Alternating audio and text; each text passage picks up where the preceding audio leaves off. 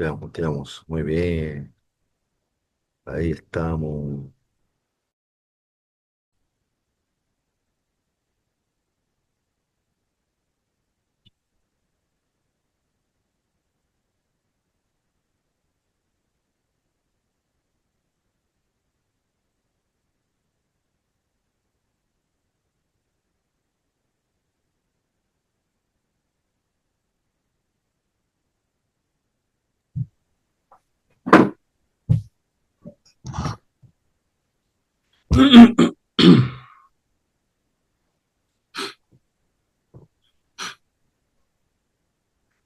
Bien, bien, mano. Estamos.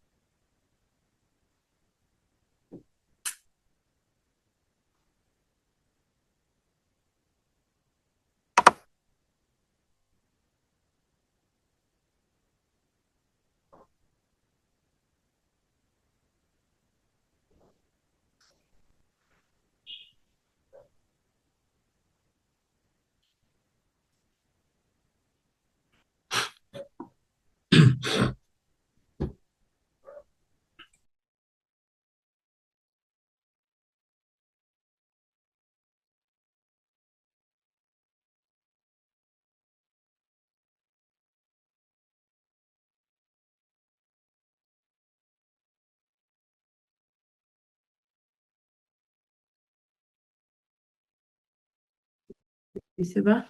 Sí,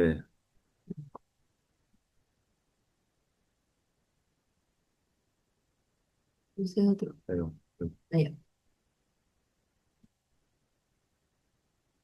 Amén. Vamos a leer acerca de algunas definiciones y ir viendo. Avanzamos rápidamente esta parte para completarnos más.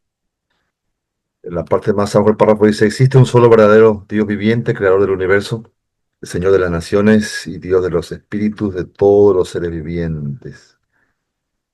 Hace aproximadamente 4000 años Dios llamó a Abraham e hizo un pacto con él, prometiéndole su bendición, no solo a él, sino en la posteridad a todas las familias de la tierra.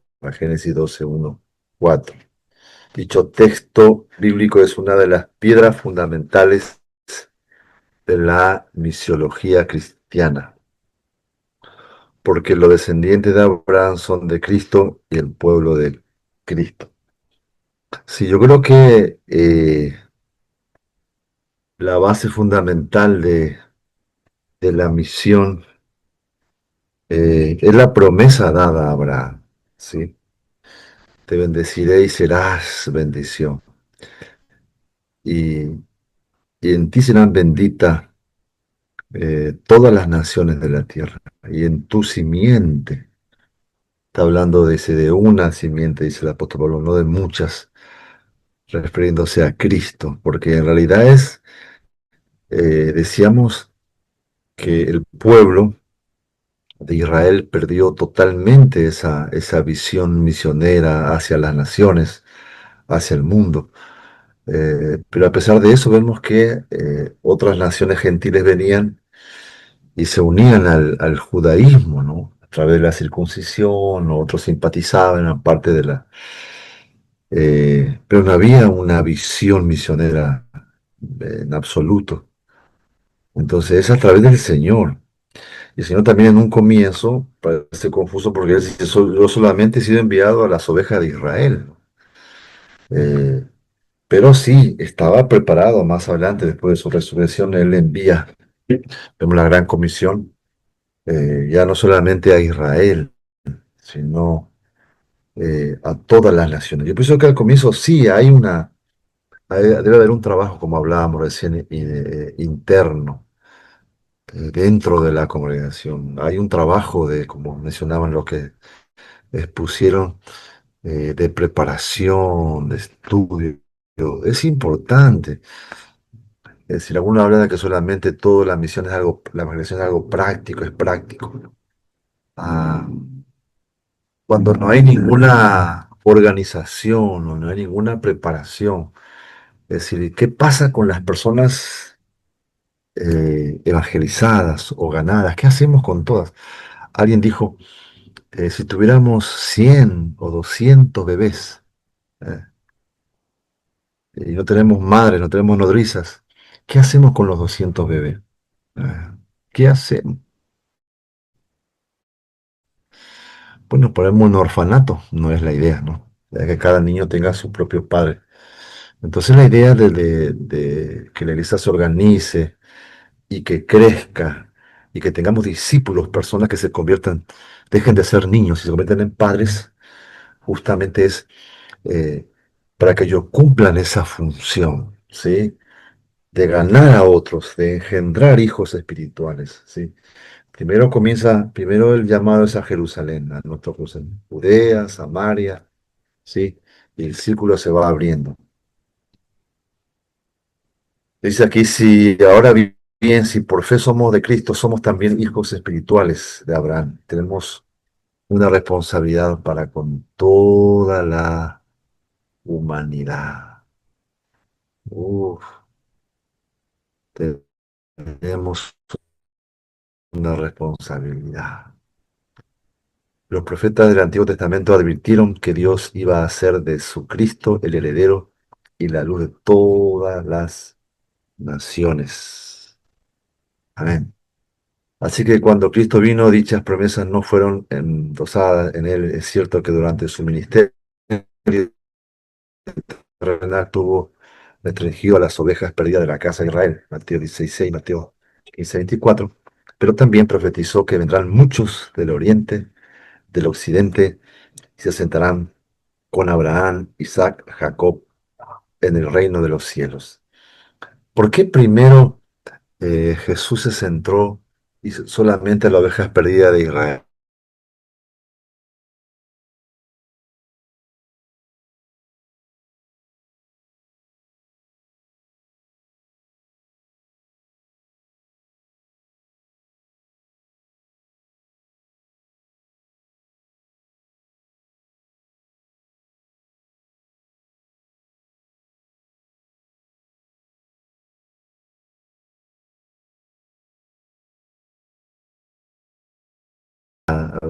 Es, ah,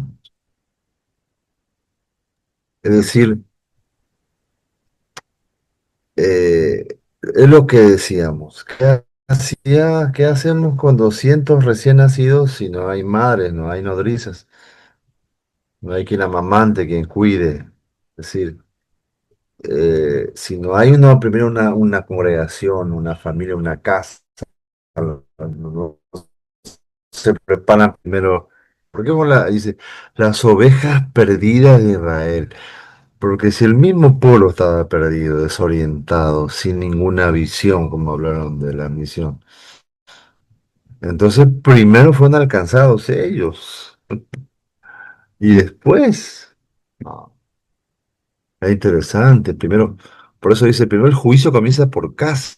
Hay una, como habla de una limpieza, una restauración. Primero Dios comienza a, a restaurar su casa.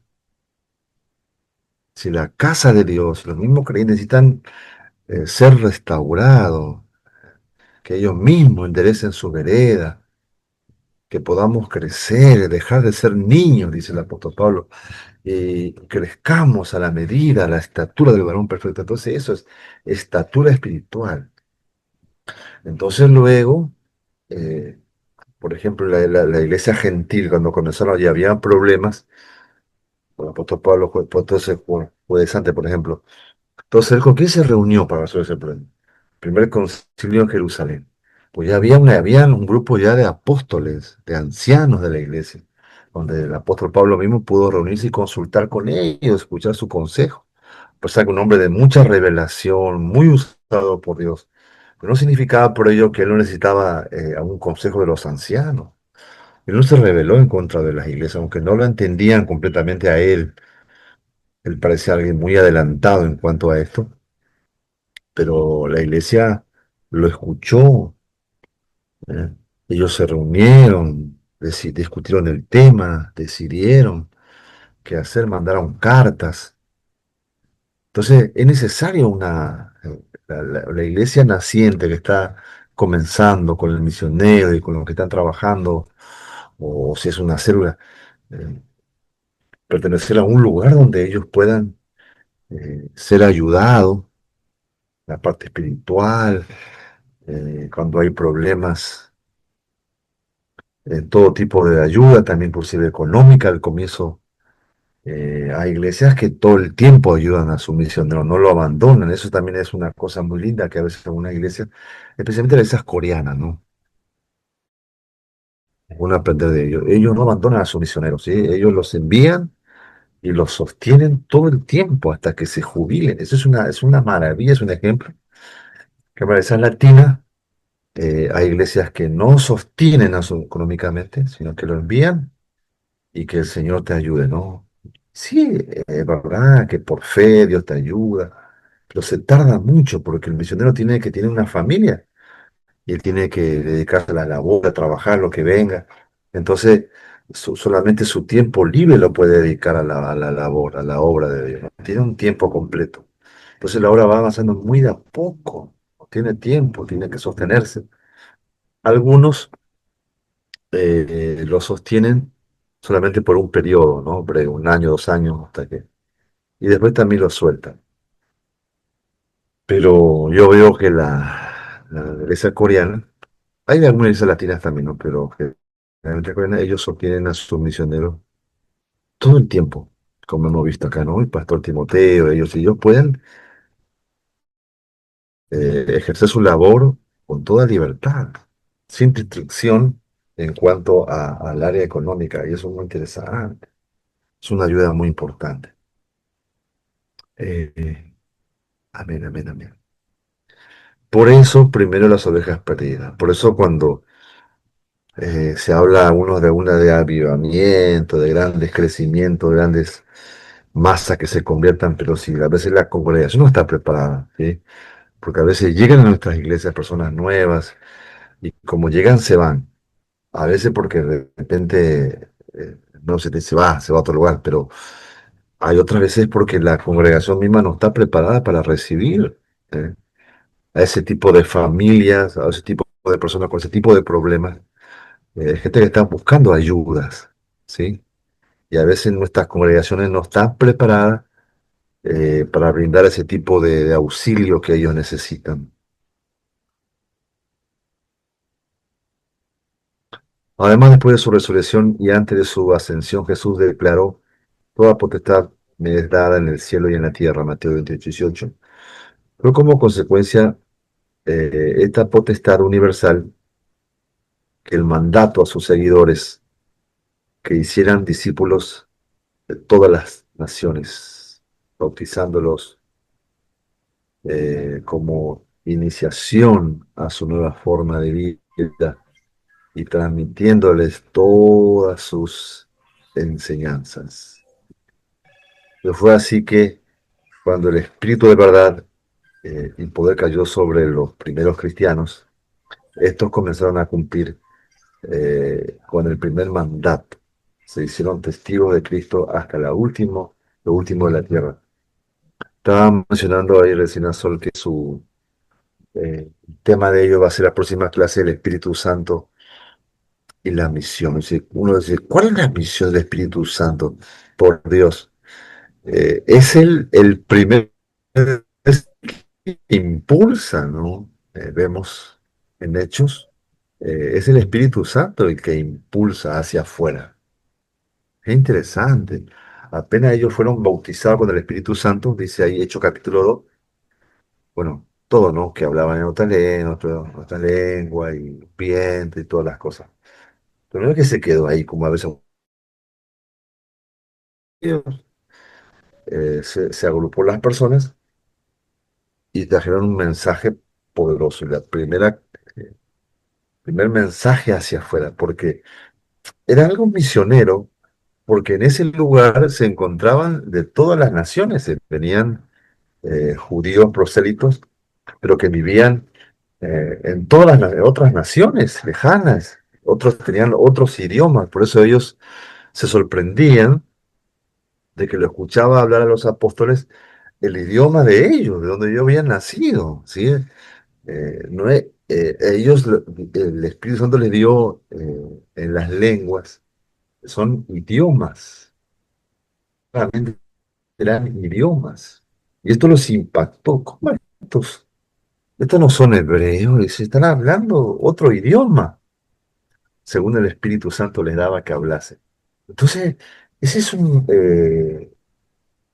el Espíritu Santo primero abre la visión, algo profético que se está anunciando, que se alcanzaría a las naciones con el Evangelio. Pero en ese lugar se agrupó. El Señor mismo lo atrajo a estas personas, llenó a sus discípulos y le impulsó a Pedro para que soltara su primer mensaje. Ah, qué mensaje. Algunos estudian eh, el orden del mensaje, la base bíblica y toda esta cosa, y que me parece bien. Pero no descuidemos nunca que ha sido el Espíritu Santo, que utilizó a Pedro y utilizó ese mensaje del Antiguo Testamento, de Joel y todo. Y el primer impulso hacia la misión, siempre ese impulso eh, es del Espíritu Santo. Es interesante, hacia afuera. Así como también el primer misionero a los gentiles fue el Espíritu Santo que dijo apartadme. Bueno, hay mucho que hablar sobre eso. Qué interesante, hermano. Si además Él regresará gloriosamente para salvar, juzgar y reinar. Entonces, ¿qué ocupará el tiempo entre su primera y segunda venida? La misión mundial de la iglesia. Entonces, eh, lo que debe mantenernos ocupados, ¿sí? Entre su primera que ya vino y su segunda venida. Entonces, este lapso, este tiempo que nos queda, este periodo, hasta que Él venga, ¿cuál, en qué debemos estar ocupadas las congregaciones? ¿En qué debemos estar invirtiendo nuestro tiempo, nuestros recursos? Cuando hablamos de recursos, son recursos humanos y recursos económicos, espirituales. ¿Eh? Debemos estar invirtiendo lo mejor de nuestro tiempo, lo mejor de lo que tenemos. Tenemos que invertir ah, en la misión, ya, hacia afuera, hacia otras culturas, otras etnias, otros lugares. Jesucristo dijo que no vendrá el fin de la historia hasta que el Evangelio alcanzará lo último de la tierra. Mateo 8. Estos dos eventos coincidirán. Por lo tanto, nuestro mandato para la elección mundial es la Biblia entera, ¿eh? La Biblia completa. Muy bien. Vamos a avanzar un poco más.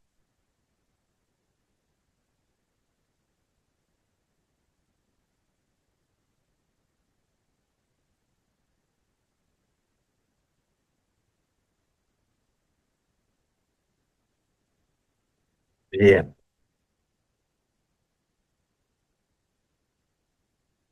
Bueno, análisis de la misionología. El contenido de la misión. Dice, el propósito y el plan de Dios. El mensaje de Juan 3:16 es tan sencillo que hasta un niño lo puede entender, pero tan profundo aún.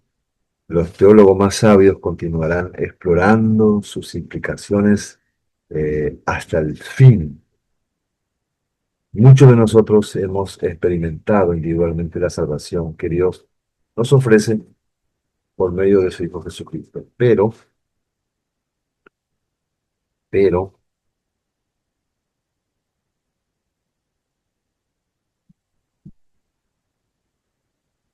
sea, un poco.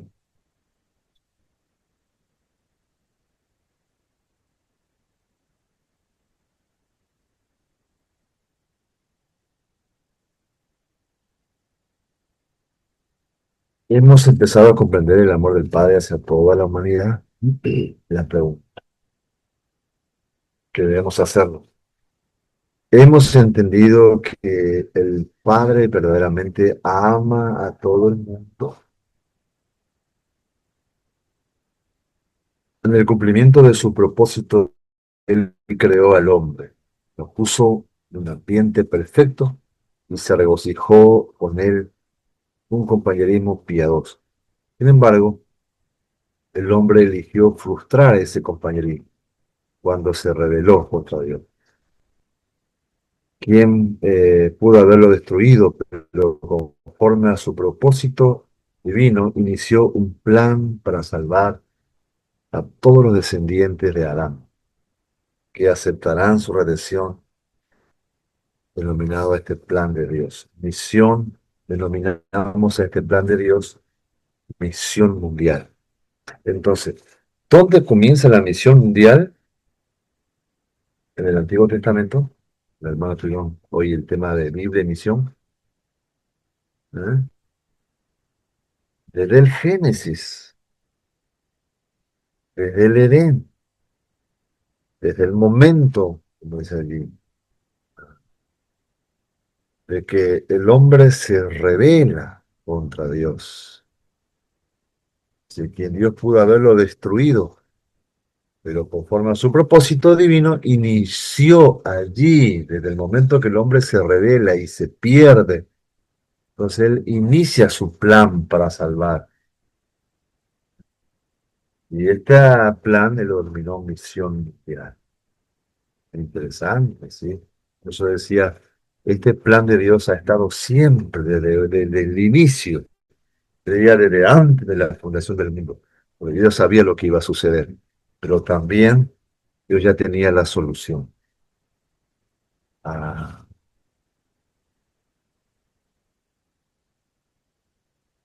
¿cuál es la importancia de la misiología? ¿Por qué estudiar acerca de la misión y aprender eh, este, la parte teórica? ¿Por qué es importante la parte teórica? ¿Alguien me puede decir? Porque cuando hablamos de evangelización y hacer misión, en realidad es muy práctico, ¿sí? Eh, y es muy práctico. Eh, a veces se invierte mucho. Yo nunca me olvido de, digamos, un profesor que era un evangelista en Argentina. Era uno de los mejores que teníamos. Y él siempre estaba, él instaba a evangelizar. Entonces él decía algo, ¿no? A veces nosotros, él era profesor, él sabía, el hombre que se capacitó, pero dice, yo pienso que debemos capacitarnos, pero a veces estamos demasiado tiempo capacitando, recapacitando, pero no estamos haciendo eh, la obra evangelística. Estamos buscando más explicación y el original.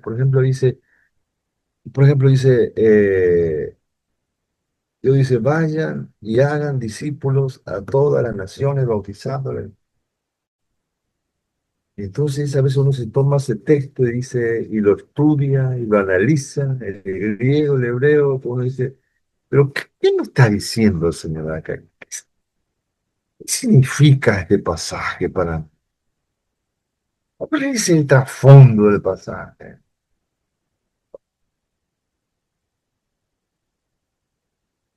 ¿Cuál es la etimología? ¿Cuál es la...? Entonces decía, no le busques tanto. Te está diciendo que vayas y hagas discípulos.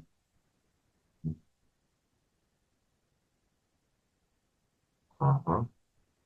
Pero a pesar de esta parte muy práctica, ¿no? De evangelizar, de hacer misión, es importante, ¿no? El que sale y en el seminario de esta materia o este estudio, ¿por qué es importante la parte teórica? ¿Cuál es por qué es importante? ¿Alguien me puede participar allí? ¿Qué logramos con la preparación para hacer misión, para evangelizar a otros lugares, pues otras culturas, a otra nación? Eh, por ejemplo, ir a un lugar donde son hostiles al Evangelio, donde hay persecución, donde se prohíbe tener una Biblia. Por eso allí no hay creyentes. Puede ser que no haya una iglesia, como le llamamos, templo construido, no hay carteles, no hay propaganda, pero hay muchísimos creyentes.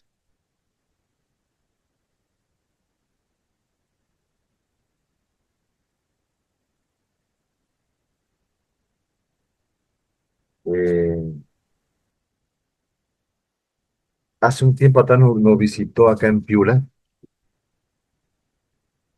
de estos que están con la Biblia, ¿cómo se llama en Lima? Eh,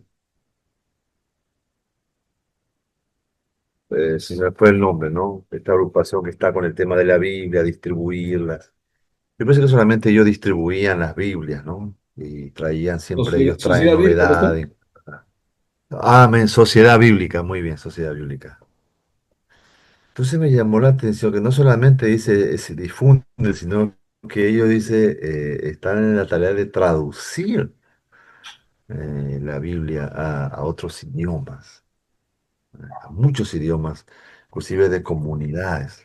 Y nos contaban el trabajo, el esfuerzo y la inversión de tiempo y de recursos que ellos hacen en traducir la Biblia y poder llegar a esas comunidades o a esas otras culturas, una Biblia con su idioma de la que ellos hablan. Eso es muy impactante para ellos. Gente que yo siendo ya creyente, si yo, por ejemplo, en Paraguay, usted sabe, yo soy paraguayo, ¿no? Nací en Paraguay. Y nosotros en Paraguay hablamos los dos idiomas, ¿no? Hay lugares que solamente se habla el guaraní, nosotros hablamos guaraní. Como si fuera acá el quechua, ¿no? Pero acá el quechua, la gente no habla el quechua. En algunos lugares hablan. Ahí en Huánuco se habla el quechua, hermano Trujillo, ¿no? Sí, en la parte altoandina todavía, en las partes Sí. altas de Huánuco, todavía hay comunidades que hay personas quechohablantes todavía. Pero Ah, en un son lugar en Huánuco, comunidades. mismo Pero ciudad, ya digamos no. así, personas en su casa, en su familia, no es normal hablar. Por ejemplo, Casi, ustedes no, perdón, no hablan quechua, ustedes, digamos así, en no, su no, casa, no. ni palabras sueltas, Quisiera nada, aprender, nada pero de... quisiera aprender, pero no, no, no, me es difícil, no, no he tenido la oportunidad Es de muy poder aprender. difícil, claro. Mire, nosotros en Paraguay tenemos eso que se ha logrado allí, ¿no? Y es un orgullo que tienen los, no digo yo, pero los paraguayos generalmente, de que hay todos, sí, los paraguayos, en el campo, en la ciudad, en todo departamento, todo el mundo hablamos guaraní, ¿sí? Y lo tenemos como un idioma oficial. Aparte del español, hablamos guaraní, ¿sí? Inclusive nosotros que estábamos, yo por ejemplo, no vivo en Paraguay hace muchísimos años, viví mucho tiempo en Buenos Aires, Argentina, y después me casé con mi esposa que es peruana, ahora vivo acá en Perú muchos años, así que yo no quiero hablar guaraní, ¿no? Y uno puede ir perdiendo eso. Pero yo, por ejemplo, cuando me encuentro con algún paraguayo, cuando voy a Argentina o viajo a veces a Paraguay, familiares o amigos, es decir, ellos me hablan en guaraní, sí, sí, saben que soy paraguayo, entonces ellos esperan que yo les responda en guaraní. Ajá. Entonces yo al principio medio pienso las palabras y le respondo en guaraní. Después conversando, ahí practicando, enseguida ahí ya entramos a conversar. Y entonces ellos se abren, si uno le va a hablar del Evangelio, hay más hospitalidad, están abiertos cuando uno le habla en el mismo idioma, ¿no? Cuando le responde. Ahora imagínense cuando se tradujo la Biblia, ¿no? Traducido el Nuevo Testamento en guaraní. No sé si ahora habrá ya antiguo y nuevo, pero yo sé que estaba el nuevo. Por eso me emocionó a mí, le emocionaba a la gente. Imagínate las personas que están comenzando y que hablan guaraní generalmente, solamente en algunos lugares del campo, solamente hablan guaraní. Son mayores generalmente, ¿no? Eh, y que le llegue la Biblia en su propio idioma, es impactante, es un método excelente para evangelizar, para hacer misión, porque hay cosas que se comprende con más claridad cuando uno en su idioma natal, ¿no es cierto?, de la que él nació. Es interesante, la comprensión, la claridad que hay. Bueno, y que habla de la reforma, ¿no? Conocemos lo de Martín Lutero, el impacto mundial que ha causado cuando él tradujo la Biblia, ¿no? Primero en Alemania al idioma del pueblo y lo puso al alcance. Entonces, por eso él tuvo ese respaldo de Martín Lutero, ¿no es cierto? Porque se dieron cuenta que lo que él estaba hablando era una locura. No es que vino un ángel a decirle lo que él estaba escrito allí, pero como nadie lo leía y no estaba en su idioma, entonces yo pienso que ese trabajo que parece teórico, ¿no? De estar ahí escribiendo, traduciendo, texto por texto, y lleva tiempo invertir ahí a los que trabajan en eso. Dice que hay personas, empresarios que apoyan para que esto pueda lograrse y en tantos idiomas que se están traduciendo. Son herramientas poderosas que ayudan al que está en el campo, ¿no? Haciendo frente a los problemas del clima, a los problemas a veces de adaptación. Y otra de las cosas, la traducción de la Biblia al idioma, otra de las cosas interesantes, muy importante, la preparación, es el tema de aprender el idioma de las personas. Samuel Nimsi se llama este hombre que ya voy a poner la próxima, de repente pongamos aunque sea una parte corta de su testimonio, que le ha sido misionero en los países perseguidos en Irán. Eh, y él llegó a ese país como traficante de Biblia, ¿no? Porque está prohibido tener Biblia, pero ellos lo traficaban. De forma escondida lo llevaban y comenzaban a repartir a los cristianos. Eh, entonces, él dice que primero invirtió tiempo en aprender el idioma de ellos. Y no es fácil. Ajá. Yo pienso, cuando llegaron los coreanos acá, ¿no es cierto? Aún dice el pastor Timoteo cuando habla, él aún tiene, ¿no?, que le cuesta a los pastores misioneros, pero se les entiende muy bien. Una cosa es hablar las cosas, bueno, ya uno dice del trabajo, de la casa. Otra cosa es predicar, ¿no? Predicar en otro idioma totalmente diferente. Otra cosa es enseñar teología, como lo han hecho los misioneros. Y ellos enseñan teología, predican con nuestro idioma. Eso les llevó años, tiempo aprender. ¿Sí? Nosotros, no es que nos hablan ellos en coreano y alguien les traduce, ellos nos hablan en nuestro propio idioma. Han invertido tiempo. Ahí el que ha sido un pastor coreano, que ha sido nuestro mentor en Argentina, se llama el pastor Honchel Ring, que él prácticamente estuvo en Argentina no nació allí, pero de niño, vino adolescente, niño, así que estudió allí la primaria, secundaria, universidad, después fue al seminario ahí, y se casó con una argentina, ¿no?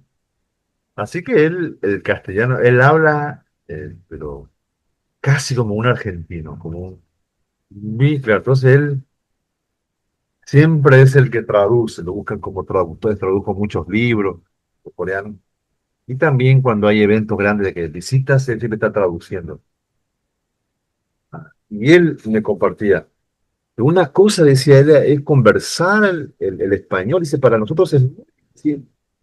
El español, dice, es el idioma más completo, ¿no? Y que una cosa se dice de varias maneras, con muchas palabras. El coreano no es así, el coreano es mucho más simple. Entonces decía él, lo que nos costó a nosotros, que le cuesta, alguien que viene de afuera ya siendo grande, aprender el idioma, pues sin embargo ellos invierten tiempo, recursos en aprender. Eh, Otra de las cosas es también estudiar el lugar donde vamos a ir a hacer misión. ¿Ah? Y eso lleva tiempo. Que voy y me meto y yo no sé la cultura de ellos, buena parte del idioma y demás. eh, Entender cuál es la forma de llegar a ellos, cuál es el trasfondo, en qué creen la mayoría de las personas, cuál es la religión que ellos tienen, cuál es su forma de creer. Yo me acuerdo, nosotros hemos eh, congregaciones, nosotros mismos hemos, con mi esposa, bueno, como tres congregaciones que hemos comenzado en Argentina, pero hay otras congregaciones que, que hemos apoyado para su fundación, ¿no? Eh, no fuimos directamente nosotros, pero hemos estado ahí. Una de ellas ha sido en Paraguay. Viajamos un grupo a Paraguay para comenzar ahí una congregación. Entonces ya teníamos todo el lugar y uno que terminó el seminario era un estudiante coreano, iba a pastorear en ese lugar, ¿sí? En Paraguay. Estaba cerca de la frontera con Argentina, el lugar se llama Nandarias. Y en esa zona donde tenía, tenía el lugar de reunión, la iglesia, eh, entonces en esa zona había bastantes casas alrededor, bastantes familias, como un pueblo. Pero la mayoría de las personas, resulta que ellos venían, trabajaban durante el día, eh, salían de su casa y iban a trabajar al campo, tenían trabajo en el campo. Ahora, nosotros no estudiamos bien la zona como era. Entonces nosotros me acuerdo que primero hacíamos cultos en la noche, ¿no? Preparamos cultos evangelísticos, preparamos alabanza, predicación, todo. Entonces salimos eh, casa por casa a invitar a las personas, ¿sí? Y todos nos recibían amablemente, sí, sí, vamos. Entonces hemos invitado y venimos emocionados porque bueno, venir muchísimas personas. Invitamos a todos, de varios, les hemos llenado el lugar de invitación. Ahora, para sorpresa nuestra, cuando llegaba la noche, la hora de la reunión, eh, no venía, pero nadie, ni siquiera una persona no llegaba. No hacíamos culto a las 8 de la noche, ¿no? Ah, y después nos dimos cuenta que la cultura de ese pueblo es que la gente ya a las 6 a las 7 ya estaban durmiendo, pues se levantaban muy temprano. Pero cuando hicimos un culto el domingo, lo hicimos en la mañana, ¿ah? Hicimos un culto en la mañana. eh, Organizamos una reunión, también una campaña, invitamos a las personas y quedamos sorprendidos cómo en la mañana la concurrencia que tuvimos, ¿sí? Cantidad de personas y se llenó el lugar, lo hicimos afuera, tanto afuera, había tanta gente y como nunca hubo un movimiento así en ese lugar, hasta llegaron periodistas, ¿no? De la zona a hacernos reportajes y ver qué pasa ahí, que tanta gente, ¿no? Que estaba impactando la zona. Tuve la oportunidad de dar testimonio ahí por la radio. Bueno, fíjese hasta eso, saber de dónde vamos a ir, ¿eh? ¿cuál es el mejor horario o los días de cual uno puede? Porque a veces uno dice, no, tiene que ser a la noche, a las 8 a las 9. De repente en ese lugar no funciona ese horario. Debemos aprender la forma, las costumbres de cada lugar. Interesante eso.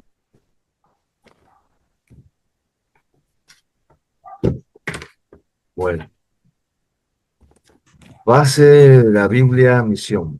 Seguimos ya un poco viendo. La Biblia, la historia de su misión mundial y de los medios que él ha provisto para la redención humana. Cuando examinamos las escrituras, desde este punto de vista vemos que la redención de toda la humanidad es el centro del plan del propósito de Dios. Nos damos cuenta también que la evangelización no es solamente una actividad redentora, sino que es algo más. Dice el recuadro, es asociarse con Dios para sujetar a un mundo en rebelión a su autoridad divina. Así se cumplirá la profecía de Apocalipsis 11:15. Los reinos del mundo han venido a ser de nuestro Señor y Jesucristo. Y Él reinará por los siglos de los siglos. Qué interesante, ¿no es cierto? Qué interesante.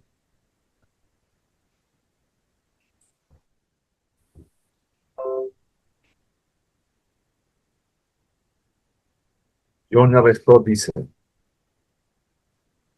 sin la Biblia, la evangelización del mundo sería no solo imposible, sino realmente inconcebible.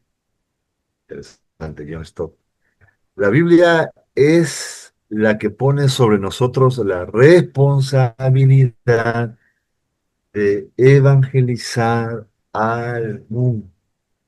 Nos da un mensaje para proclamar primero y nos dice cómo proclamar segundo y nos asegura el poder de Dios para la salvación de todo hombre perdido. Oh, qué tremendo. Yo siempre les recomiendo este autor, John Stott, que lo puedan leer. Él, como yo le decía, no hay un libro específicamente que él escriba sobre misión, pero él comenta los libros de la Biblia. Y es uno de los grandes comentaristas de la Biblia, uno de los mejores realmente. Y en su libro de introducción, entonces ahí habla muchísimo, ¿sí? Realmente sobre las cartas del apóstol San Pablo, bueno, él habla sobre la misión, habla sobre el apóstol Pablo.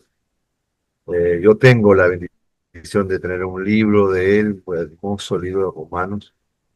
También yo lo conocí, lo escuché personalmente. Él ya partió con el Señor. Es impresionante este hombre. Es impresionante. ¿No?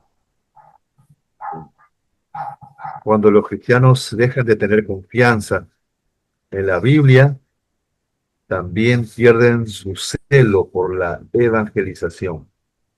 Igualmente, cuando existen ellos una convicción en cuanto a la autoridad de la Biblia, crece su deseo y de responsabilidad para la difusión de su mensaje. O sea que no se puede separar, ¿no es cierto?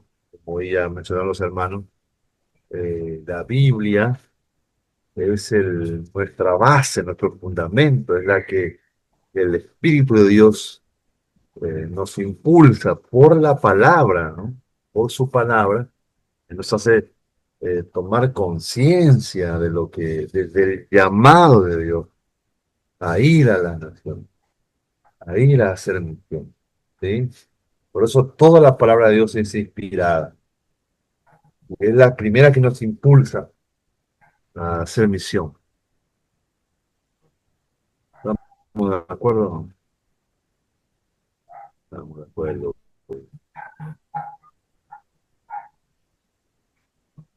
El mensaje para la evangelización mundial. La Biblia nos proporciona el mensaje para la evangelización del mundo. El pacto de Lausana definió la Evangelización en términos de la escritura. Evangelizar significa, ¿qué significa evangelizar? Según Es las buenas nuevas. buenas nuevas, muy bien. ¿Qué más? De que Cristo murió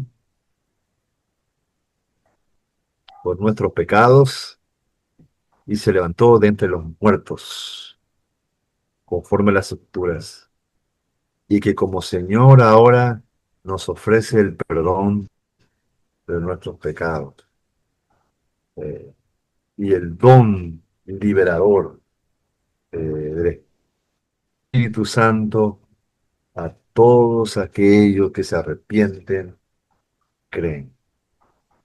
Ah. Esta es una definición que se dio en este pacto de Lausana, donde congregó a los grandes hombres de Dios, predicadores, donde se habló sobre la evangelización mundial, sobre nuevos proyectos, métodos, formas de alcanzar a los no alcanzados. Eh, si tuviéramos que nosotros definir nuestras propias palabras, ¿qué significa evangelizar? Cuál es mi definición? A ver, lo que están ahí, ¿alguien puede decir? Pocas palabras. ¿Cómo Anunciar el defino yo? evangelio, pastor. Anunciar el ¿Cómo? evangelio, pastor. Anunciar el evangelio, pastor. Anunciar. Bueno, hay pocas palabras, dice Cristian. Evangelizar significa para él anunciar el evangelio. Paga la redundancia. Muy bien. ¿Qué más? A ver, ¿alguien más?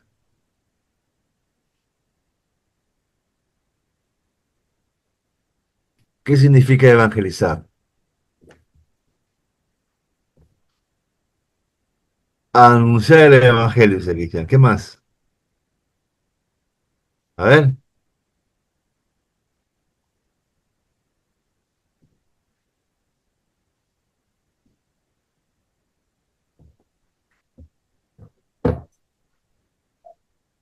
Compartir una buena noticia, compartir esperanza a las personas. Muy bien. Compartir esperanza. Eso es. Buenas noticias. Dice el apóstol San Pablo, Romanos 1:16, porque no me avergüenzo del evangelio, ¿sí? Porque es poder de Dios para salvación del que cree, el judío primeramente y también el gentil. Eso es. El evangelio también es, pensemos, es el poder de Dios a través de la palabra, el Espíritu Santo, el hombre, la mujer entrenada, preparada, ¿eh? Está listo, que está calzado del apresto del Evangelio, vestido con toda la armadura de Dios, alguien que puede ser enviado, ¿sí? Comenzando a su entorno, donde él está, donde él se encuentra, ¿sí? Y él los envía. Eso es el Pastor, Evangelio. pastor, eh, para mí el Sí, Evangelio es anunciarle que Cristo vive y viene por segunda vez. amén, amén. Muy bien, Porque de ese muy bien, modo muy bien. toda persona dará cuenta, ¿no? No hay, Claro, no podemos porque eludirlo. Es ineludible, aunque quieran negarlo, aunque quieran, pero es ineludible. sí, Hay forma de eludir, no hay forma de esconderse. sí, bien, bien, Javier, pues, como él decía, es un Cristo vivo que él viene por segunda vez. Porque que, por ejemplo, las demás religiones, sectas, ellos, es decir, no niegan a Jesús, ¿no es cierto? Pero que ellos presentan a un Jesús histórico, ¿no? O como un profeta de la antigüedad, alguien, un revolucionario, alguien que trajo paz al mundo. que enseñó sobre el perdón, alguien como si fuera más Gandhi, ¿no? Trajo un gran aporte a la humanidad. La historia no lo niega, la ciencia no lo niega, los historiadores. eh, pero es algo muy diferente, como dice hermano, es alguien que es vivo, que está vivo en mi vida, es presente en mi vida cotidiana. Ah, eso es lo que, miren lo que él me hizo acordar cuando yo conocí al Señor, me entregué a los 19 años, tuve una experiencia tremenda. Yo no es que no creía en Jesús antes, por la religión de la familia católica, creíamos de Jesús, de nació en María, históricamente, ¿no? Pero cuando tuve esa experiencia personal, justamente yo experimenté eso, él está vivo o sea, en mi vida. ¿Eh? Él me cambió, él me transformó. Y sentía la urgencia de ir y compartir eso a mi familia, ¿no? Ah, de que Él es real, de que Él está vivo. Es lo que la gente necesita conocer, en realidad.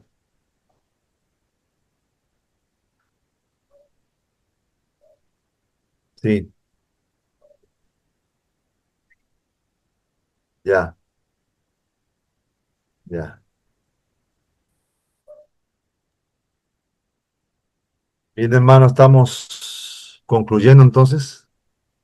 Justo me están llamando a una cosa que tengo que atender urgente, disculpen. Pero igual justo llegamos al horario. Así que, hermanos, nos reencontramos el próximo lunes, Dios mediante. Concluimos por hoy. Amén, Amén. amén, amén. Amén, Amén. pastor. Pedimos con una oración breve, sí, y terminamos. Señor, te damos gracias por esta noche. Gracias por este tiempo y todas las cosas que por tu gracia y favor podemos aprender y compartir juntos. Pedimos, Señor, que en especial tengamos siempre esta carga sobre esta misión. Como dijo este hombre de Dios, tenemos un ministerio dentro de la iglesia, pero una misión en el mundo. Tenemos una misión, Señor, que dar, que compartir. Gracias, Padre, por este tiempo. En el nombre de Jesús oramos. Amén. Y amén. Amén. Amén. Bien, hermanos. Así concluimos entonces. Bendiciones. Shalom, shalom. Shalom, pastor. Shalom, pastor. Shalom, hermanos. Shalom. Hasta mañana. Shalom, shalom.